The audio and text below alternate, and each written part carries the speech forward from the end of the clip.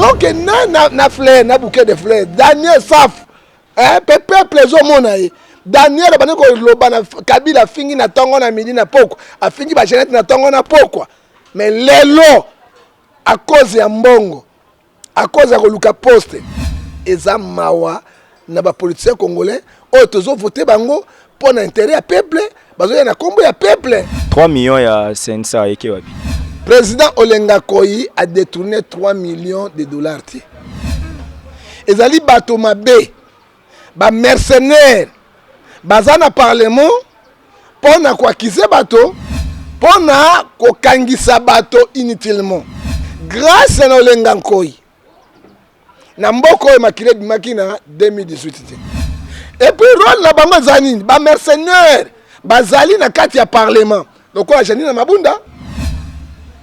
Lokola Sesanga, Claude Lubuya, Claudel Lubaya, Nemi Mulamba, Mulaja, to Mulunda, to Mulamba, Nemi, Ndeba Sangani, Lokola Tshisekedi, azalaka pour Olenga Nkoyi. Na mosalo azo sala, to sale loko ya boye, to kosele makambo boye, bokotala ngo epai na ye, nyonso oyo basalaki, yangoyi. Nyonso subasima yangoyi. Na kwa bi sabino leloyo monsieur Olenga Nkoyi azo travailler lokola bouboulense. Qu'est-ce que signifie bouboulense au félé? Par exemple Kabila pesi kimia mais bon le alternance passif. Non, c'est Olenga Nkoyi motabuyaki mobule bi m'appelle élection pour sa matin. C'était Olenga Nkoyi et puis eza kiri ya baluba Kamere alobi je voudrais rester en prison que de dire la vérité sur le chef de l'État. Ayebi makamba chef de l'État yami bale kamera lobi boye makamo nyonso bale ko sala j'ai montré au chef de l'État. Ça dit quoi? Ce sont les accusations indirectes. Abonnez-vous gratuitement sur votre chaîne YouTube congodialogue.com. Abonnez-vous gratuitement sur votre chaîne YouTube congodialogue.com. Ça a toujours été un réel plaisir de savoir que vous êtes nombreux dans le monde en train de suivre ma solo politique chez Congo Dialogue. Aujourd'hui, nous avons le réel plaisir de recevoir pour vous les prophètes John Ngefa. Plusieurs actualités, tous en avoir actualité belé. Fin, il y a audience, il y a procès à Vital Kamere, tous et la verdict le 20. Tous en a dossier, les torchons brillent dans l'IDPS. Donc IDPS, Missou Soubalobi, premier vice-président, faisait la maître NCA. Monsieur Soubalobi, il faut à Jean-Marc Kaboun pour faut battre les misamoyi. Donc les lots moni déjà conseil d'État et réhabiliter Jean-Marc Kaboun, Assemblée nationale de beza compétence na bangote. Basa la plénière les lots ba policier ba yebele. To yambi prophète John Ngefa to so la nena mambo et to yebanini isoleka. Bonjour prophète John Ngefa. Bonjour monsieur le journaliste un kolo a pamolayo. Parce qu'il faut la vérité pour Namboka. Le coup m'a semblé les ongles pas en tout dans la prière pendant la pesa soumaï. Tata na lola to pesio merci mingi. Andenge au batelibiso ba kongomani. Andenge batu ya lokuta au bazo bebe sa réputation batu batoni na Congo démocratique. Yo sunga bango. Kolo yo banana biso pe yo sugisa na biso na kombo na Yesu Masiya. Amen. Amen, to bandana no papa Ngefa lo sako po babi mikolo kuti meza wana papa Ngefa lo sako basaka likopa na ndokite akolia yo papa Ngefa lo sako ata esenda zaki muke na zamba myakimaki nzokute po aza munene papa Ngefa lo sako basukolaka nkema ilongite papa Ngefa lo sako ata omoni ngano mino se gata kotia brosite po akozokisa yo papa Ngefa lo sako chokoli londe mokonzi voilà papa Ngefa to bandana bino pe botambola kana kombo peuple soki bozui pe ba poste ngo boy bobosani peuple nini yango esalaka bino bato bolobelaka peuple tant bozana libanda boza malamu soki bokoti na ba parlement na ba ministère bo changer na bino ezali escroquerie moko ba escroquera peuple pa maloba mobali oyo ayebi koloba mingi pa ya mwasi basi bakoyaka na amoureuse mais wayebi koloba te basi balingaka ete ata oza mondele sauf oza na mbongo peuple congolais bato ya badepute baministre basénateur bazokosa peuple na maloba soki tokomi tokosala boy tokozwa likolo ekiti na se ke likolo soki tokomi tokosala boy mais kotala boy eloko moko ezosalema te nous critiquons les telles choses. Alors là peuple congolais loyo asikola muka ebi plan na bango moto ya bombani aleki moto ya telemi na mayele mais nkola kosukisa bango longo na peuple congolais. Mais bino pe bo comprendre te mutu so akomi na ba institution moi comportement faut changer. Pour tout le monde bandeko bazo finga honorable Daniel Safu pour nani na Yembeli honorable Jeannette Kabila mais quand même aza collègue na l'Assemblée nationale donc bino pe ba peuple pour ni ka so muta komi ata député ni bolinga kazala ka ninga bandolo bakali bana motoko la Daniel Safu oya bundisi Kabila na famille na ye ako sala bon anniversaire ko notiki la même ba collègue de baza ba ennemi te bazane adversaire politique ce ne sont pas les ennemis mais total ba Daniel Safu ba jouer na peuple congolais na moral moko ya poloso pe ya pelengendu ya lokuta Daniel Safu azoloba yenda lobaka vérité ye asala ka boye tout cela lelo yo alenda kala na fufu azawa non, lui ne parle pas de peuple congolais. Azo landa intérêt na personnel. Tant que moi Daniel Safu, azo embela Jeannette, joyeux anniversaire bien mboa swimboa. Mais donc na fleur, na bouquet de fleurs. Daniel Safu, peuple zo monaye. Daniel baneko loba na Kabila fingi na tongo na midi na poko a fingi ba Jeannette na tongo na poko mais lelo à cause ya mbongo à cause ya koluka poste tala otolobi 1 Timothée chapitre 6 verset 10 mbongo ezala kumabe sikoyo nzamba bisino pole boko sa peuple sunini eza mawa na ba politiciens congolais o tozo voter bango pour intérêt ya peuple bazo ya na kombo ya peuple or que rien. Mais Bible peut le bien yawa na kati ya Marc 13 verset 5 à 6 bakoya na kombo na ngai okenga na koyanga na bango tala batuko ba Daniel Safu tala batuko ba Eliezer tala batuko ba Molière ndeko ba Basile ba voter bango na un franc ba bimisité regarde consort batuko ka ça je suis voter bango ata to comme na parlement nde bakondimela peuple bakolobela peuple tala déception totale yango ba Eliezer atambola azobundela peuple Eliezer bundeli batonani loi nino les airs qui na parlement lobe pour na peuple yo na ba ventile bazo sala pour la 2023 bazonga nana voter bango lisusu ba ko lolo te pour na ba journaliste ba obima non ba journaliste ba masute parce que beaucoup de escroquerie mo somo na kati ya bato atanga sona poste te ko zwa te parce que mo ya kamonga fingi sa ba ya so papa o ba keli boso ba sa eloko te bino pe boko ya boko sa eloko te parce que bozo kota pauvre bozo kota na mbongo te ni car ni eloko ni $1000 na poche bozo kota bampiaka non attention avec Zacharie za mona poto Zacharie za lio babengaka ye tout est kota ozomona pas Zacharie pisanga kina mbongo ne bazila inani tongela na bazila ikala ba promesse abini pe na promesse tangelanga elezela kinani Daniel Safu za kinani Mike Mukabe quand même atika na peuple lelo ata Mike Mukabe c'est un homme à féliciter parce que ouais la peuple à part Mike ebisanga bo tu ba kota ki musana ngoni Christelle Vong Vwanga balobi so ke beliaka mbwa te mais so le soupe na mbwa olende mbwa na matokolo na ye zomona voilà on parle to yebi ba politique na bino bozo ba $14,000 $15,000 par mois na ba prime na mini emotion peuple bokanisi nani voilà peuple bosungie nani topusana prophète John Ngefa yo pe awa totuna go mama mwana nsemi non kuto sisi mama nsemi te sensa kuna bake audit kuna boye vela biso lenga ko ibe 3 millions elongwe yebisa biso nanu 3 millions na pe ba detona onde ni mboko mawate mboko ka totanga ka ba millions bon na ngina bana makambo ya mwana nsemi po sala biso malamu mwana nsemi azapi mwana nsemi batia ye na prison moko ya bato ya maboma otobenga yango Saint Pepe hôpital. Mais mon ancien a droit au monde a été, il est protégé par les militaires.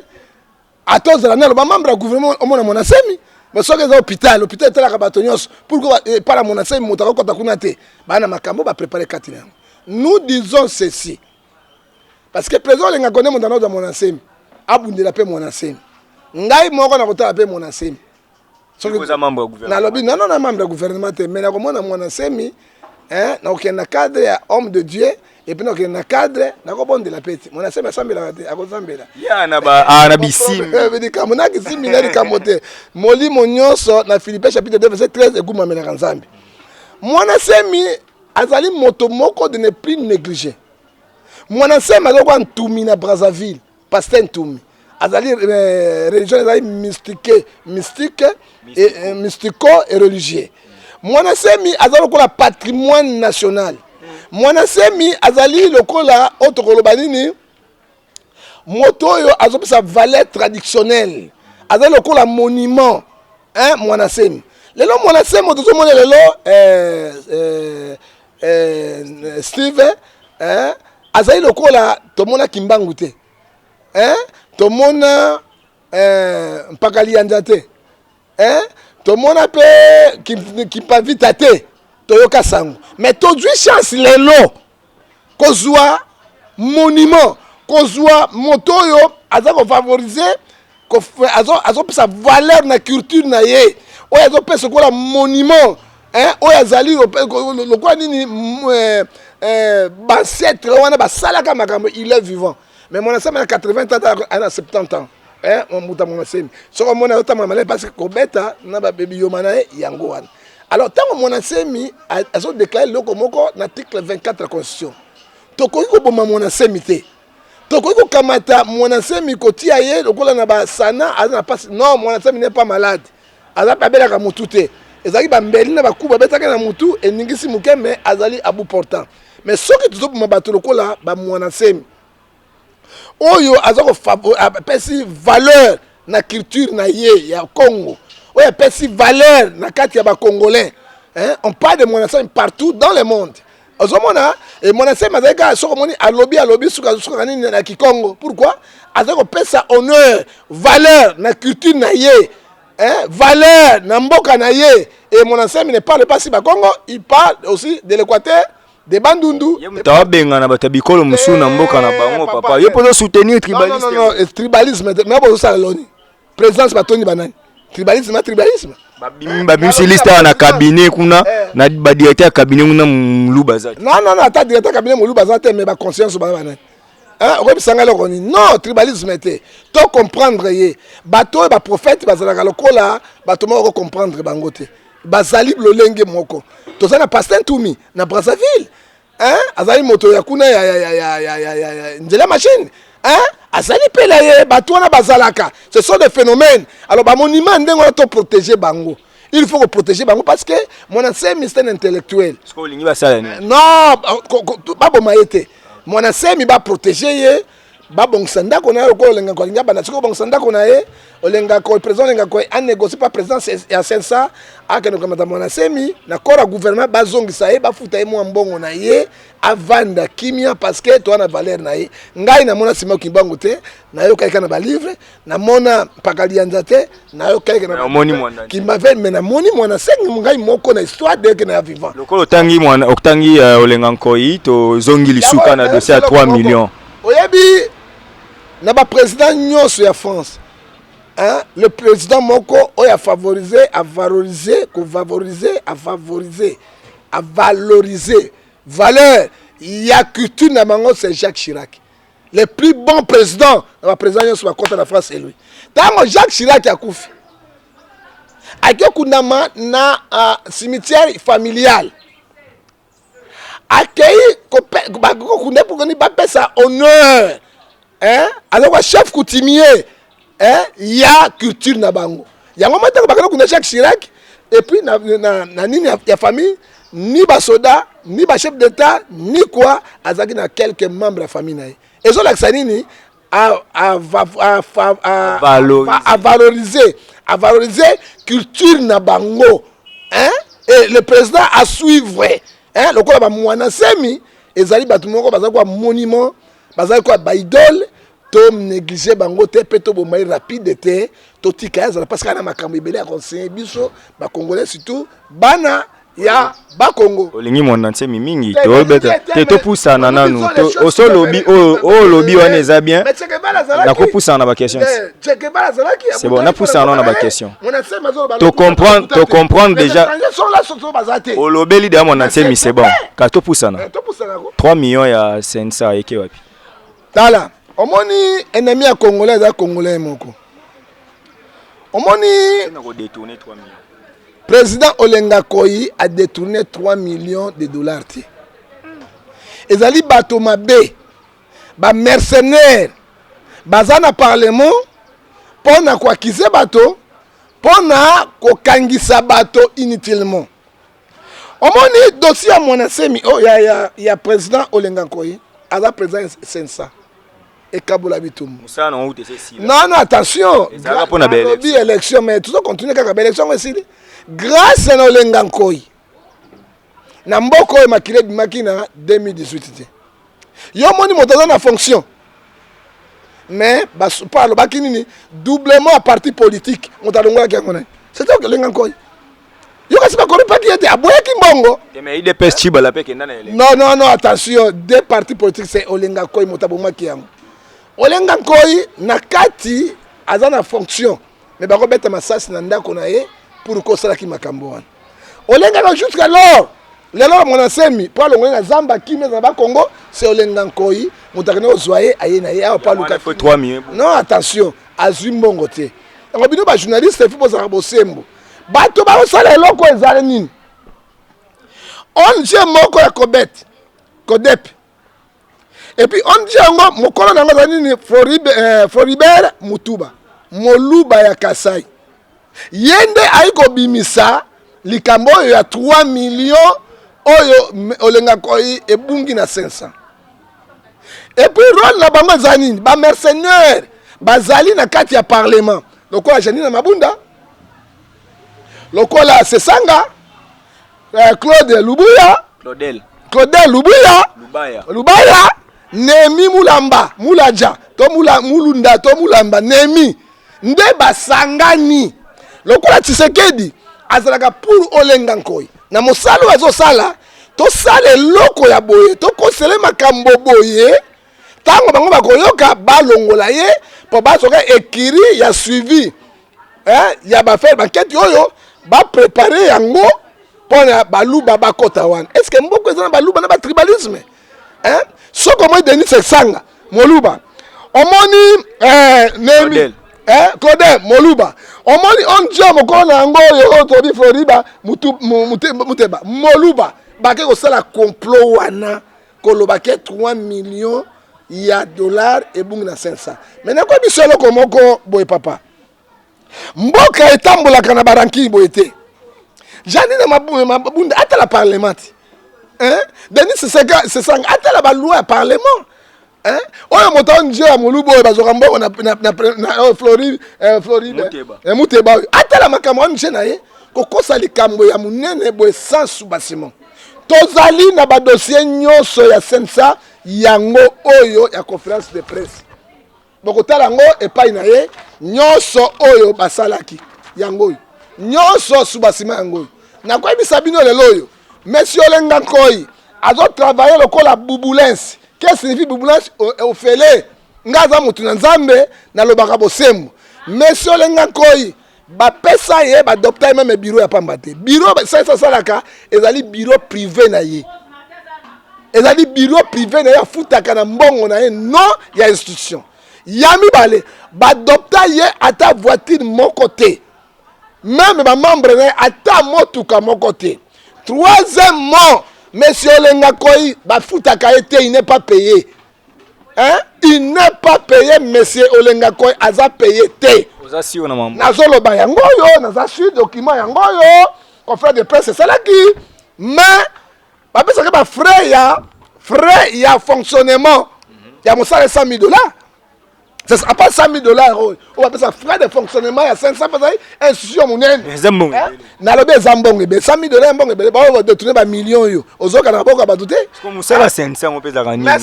Ici là, c'est ni goudi il faut pas renouveler bureau, mais aux autres défendre on a la dernière énergie 500. Dans la batoka bolenga ko parce qui mena mboko bomoni ngo mabe. Kabila pesi kimia. Mais bon, l'alternance passive. Non, c'est Olengankoi Motaboueki, Mobule m'a fait élection pour sa matin. C'était Olengankoi. C'était Olengankoi, tout la vérité. Nalobi atiba le logo tetika ngabelo ko pardon. Olengankoi Motaboueki rébellion bimalaba Congo. À cause de moi na 5 000 zamba ile Olengankoi. Hein? Oh mon a pas qui m'a prison, il faut pas zongi. Non, à côté de prison, dès que le baki pas bimisa parce que non, pas bimi, à côté de prison tanga yaki pas bimisi parce que dialogue c'est ngandenge wana. Hein? Olengankoi moto abomi moto na kati ya Congo. Hein? O mobule salamité. Mais ko sele makambo ya ndenge oyo ezali bato ya FCC. Nde batindi batu oyo. On tanga ka bato FCC ba nemi mulamba po ba longola Olengankoi. Balongola pe sensa bati ya plateforme moko ya suivi po balubo nyonso bakota mboka ngo baluba to bato yo tangwana na moni bato akash bazé belé ndeko sesanga soutenir chef de l'état ndeko Claudel Lubaya bisayo sesanga azali vagabondage politique sesanga azalaki liboso na bisanga sesanga tangelenga sesanga azalaki epai ya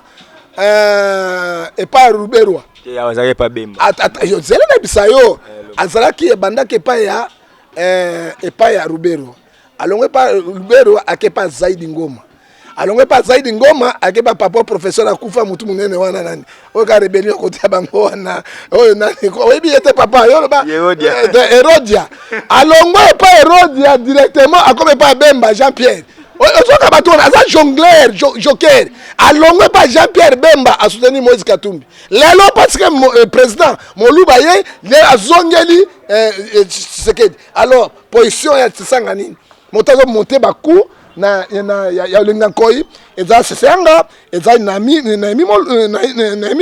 hein et puis eza Janete Mabunda parce que ba kombo ziongo wapi nalobi na sali investigation na ngai je l'ai trouvé na Dani Mbanza o pendo kaka terroriste pendo bango makasi wana hein nde Dani Mbanza pesa katange basangani c'est elongwe complet baluba et comme baluba na bakatange babunda pa na na sena yango c'est FCC nde banga bapanza Olengankoi na président Tshisekedi parce que président Tshisekedi a donc soutenir Olengankoi na Moussa Sala tala ennemi ya congolais tala motema mabe ayebiso mbongo ezapi ne ba investigation non mbongo za mbongo te parce que bafuta kaite hein Olengankoi bafuta kaite et puis na un rond mon côté bakomi na conférence de presse na bangowa oyo banda ça n'est authentique te bango bakomi yango mais témoin jizali so mbongo na l'état o bafuta kata fonctionnaire moko ya 500 azate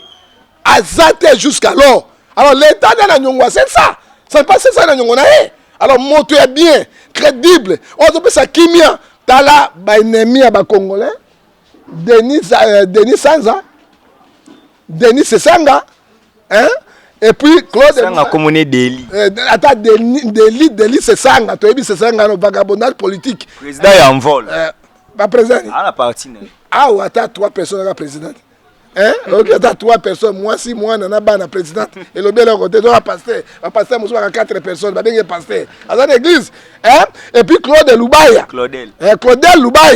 nde bakolo mission na nemi ya tona mbonga Kabila te alinga zonga sui pa Tshisekedi mulanya dieta Kabila ye wana na chani na mabunda makama bibale zokota ah nde bango na complicité totale pona Olengankoi oyo asali eloko te gestionnaire propre mais ceux qui peuvent détruire 3 millions de dollars ba benga pe na justice ton état de droit non le bagabu na caméra ni komi o caméra e bananga za voleur ça c'est clair aza très intelligent aibaka très intelligent ozomona siko soki 3 millions ya solo azui yango rôle la justice zani ba convoquer ba sabisa ye on va y arriver la makambo ya lokuta oyo biso to boy c'est bon ce qui est faux ba comme ko utiliser lusha na filimbi bazo futa bango bambongo hein pour ba telema makambo Olengankoi est-ce que lucha filimbi ezali parti politique to ezali nini et comme l'état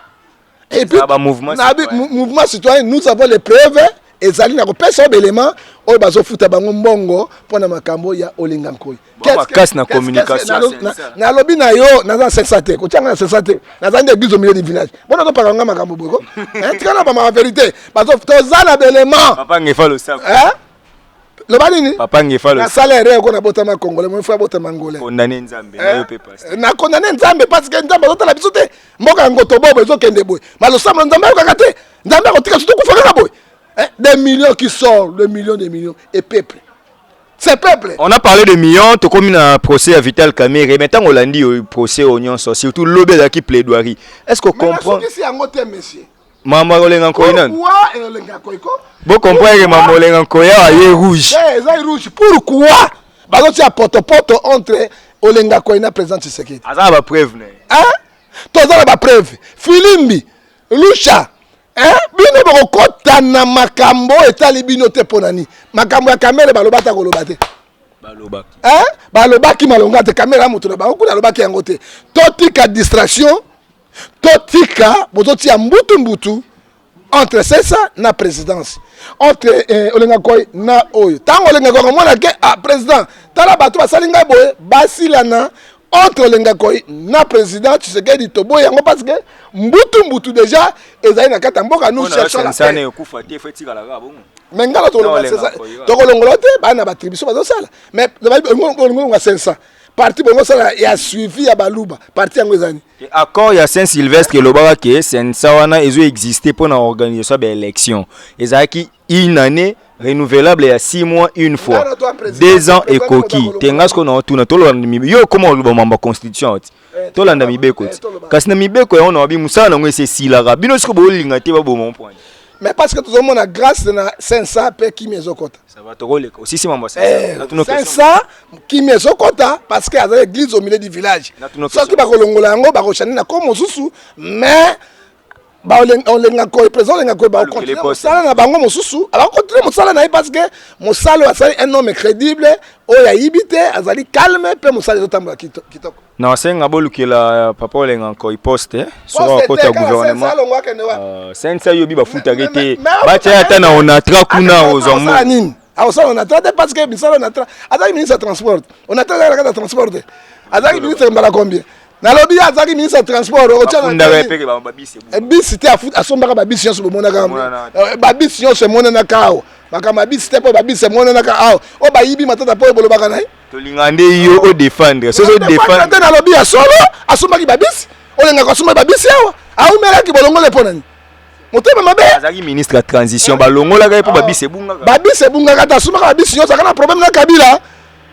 azalaka problème na Kabila yende Olenga kozaki na telemaki Kabila visa bitanga azalaki na 1+4 babisi yango mpe eumela te kende wapi bino baone boyibi babisi na yo bakongole bamiyibi bino mo bamiyibi boyebi nde bosala nga vraiment nayebi te quoi topusana to makambo Olenga Nkoyi tosisi yango bato balongola na mutu te déjà ba comprendre o défendre bien ezali baluba baso ba comprendre na bango po za tribaliste po zo tanga baluba mais ba tangi bango banani c'est ça ndaza mungala ndeko na binono akoma moluba ok akoma katange ozoma sikola tanga bato bakomi yango basesanga banani et puis eza kiri ya baluba oyo basanga elanya pe moluba po tangi mais katanga na baluba ba place bon te barana kata kasai pete eza ne côté ya mongana yo zo bebisa mambwende na bebisi ba ko ba vérité batete la barana kasai batata ba noko na biso barana kasai ata bana kasai ba noko na biso ba mongo alors eza malamu te botika biloko oyo ezotongisa mboka sima mboka bozotonga yango te mpona bilobaloba na baconflit interne na batribalisme tv attend topusana sikoyo dossier Vital Kamerhe tozongika wana mpo mamba détournement oyo bonde koloba bakanga siko bakangi ye bosambi babimisi mpe preuve ya détournement te bino bolini bakondane kaka to batike mpo totali ndenge basambi awa ti sikoyo ndenge bazoprouve te kayiba monsieur nazalaki na avocat moko monene ya mboka oyo Olaningai, Lelo, il parlait de Vital Kamerhe. Vital Kamerhe, il fallait qu'il avocat défendre yé. Parce qu'il dit lui-même, je ne suis pas juriste. Il est comme ça, il y a un professeur d'université, il y a un médecin, il y a un pasteur, il y a un juriste. Ce qui Kamerhe a dit qu'il peut être avocat. Et puis, il y a un avocat, il y a un cabinet. o bazali expérimenté boluka ba avocat pour na ba motoka Francis Kalongo nga benga na dossier na azaka avocat nga ayebisanga biye ba senga na ba bulletin ya ba humanité tika ozomona parce que boboyaka est-ce que oyebi likambo ya Kabundi na parlement oyebi ke Kabundi alongi bango na tuni yo na bi je na bisa oyebi ke Kabundi alongi bango répondre ngano mambaka te nazo kende ko na bisa yo nazo kota kati nango oyebi Kabundi alongi bango ponani Kabundi azwi ba avocat oyo bavandaka bavandisa na ba cabinet mais Mabunda azwi ba avocat ba député wana ba yebi eloko te bakekuna koi ozomona tokokota dossier na sima na ye opesa cour à droite mais na to loba non likambo moko exprimer likambo ya kamere tosangisa ngaka bongo tosa émission to yibo alors kamere ebomi kamere nini kamere azwaki un Timothée 1 Pierre chapitre 5 verset 5 oyoki orgueil ya mibale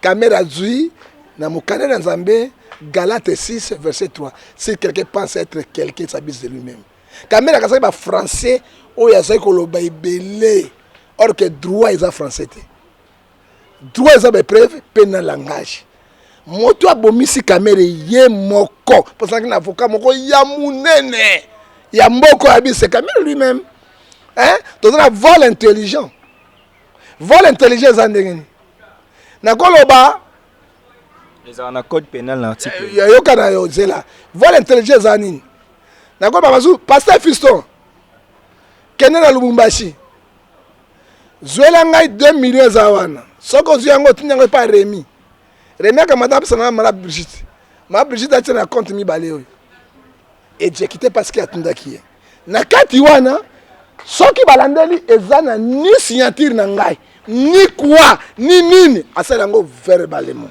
abengo vol intelligent oyo kamera mibomi yango soki azondima wi nayebaki eloko elekaki balakisaki nge mbongo wa ata na signaki te nayebaki yango nabi kene nango kene na Congo au de douane babengo vol intelligent nalobi eza na attention yo za magistrat te naza juriste nabi atoza juriste moza magistrat te pe ozali juriste expérimenté te on azoyebisa yo baya badoyen totanga classe na tuni yo classe moko expérience ekeseni biso toza bapasteur moi je suis eschatologue wabimi lelo lobi 5 ans akokana na ngai te na une expérience koleka ye parce que juriste abisi ngai bonini soki kamera atikaki parce que makambo nyonso aza na épreuve te oyo abimisaki yo te mais asalaki yango verbalement avec l'autorité là kamera bakondamné 10 ans 5 ans 10 ans akodati yango te parce que amizinisi ye moko mais avocat yebisi ngai soki kamera atikaki kaka bavocat wana basamba kamera kaka makambo totaka kaka boye bavocat na ngai oyo tozoma makambo lelo échange kamera amizinisi ye moko amikwesi nakopesa exemple makambo ya kamera neti masala abi bolimbisa ngai natiaki bana jibe piana na kati ezali moko vol moko intelligent comment bana jibe piana bapesa parcelle ya 100 000 150 000 dollars ofele oyo asali eloko te ezo nasali corruption ozomona donc bayebaki makambo azosamba te alors eloko na eloko tika bajuriste bavocat basala mosala okoya bino soki likambo ezali yo moto otaki kasi wana oyeba makambo mais ngai so na bimbi okanga nateyaka bato nalobaka papa na mizinisi ye moko ta eloko bomi kamere bepreuve eza te mais baaction oyo asalaki azali moto aki kokomande yango parce que biloko to ebene koya na ye ye azalaki superviseur principal et puis ntango asali yango kamere abombi te alobi nakendaki kolakisa epa hiérarchie chef de l'état il connaissait tout ezo na sapeli ni kamere aza kofunda président